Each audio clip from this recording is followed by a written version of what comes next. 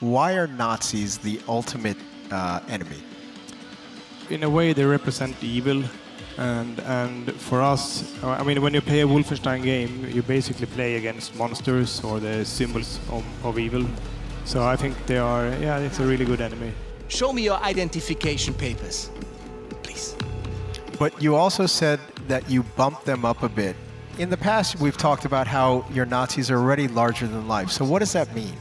In general, they are a lot bigger and stronger in this game, and by larger than life, I mean we have a few new enemies also, and even those reoccurring enemies like the Panzerhund or the super soldiers, we have pretty heavily upgraded them to make sure they are more dangerous and more intimidating, like the flamethrower that you can see in the Panzerhund. Yeah, a Panzerhund is just cooler when it has a flamethrower. It is.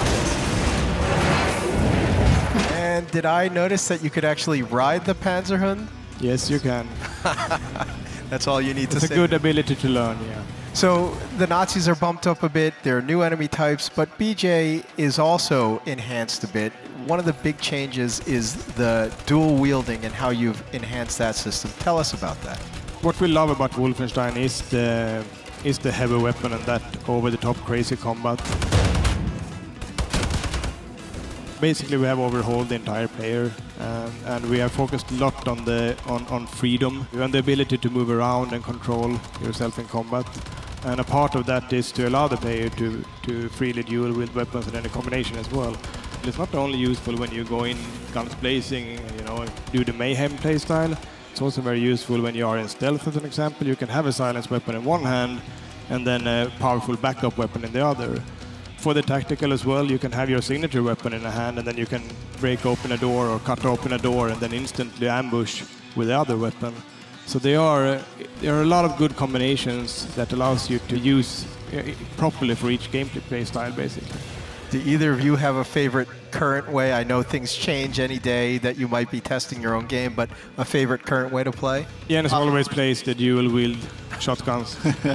Guns plays. The heavier weapons, the better. I'm not so much for the nuance. Speaking of an unnuanced weapon, you also introduced the hatchet. It's the new melee weapon.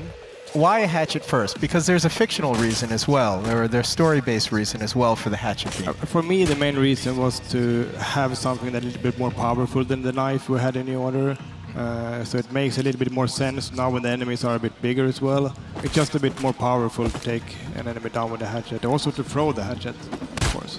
And the hatchets are readily available in the world, I think you mentioned to me. It's something yeah, that's a good thing with it, because you can place a fire hatchet in a small cabinet basically anywhere, even if it's in a submarine or if it's in a cigar shop in New Orleans. It doesn't really matter, it fits.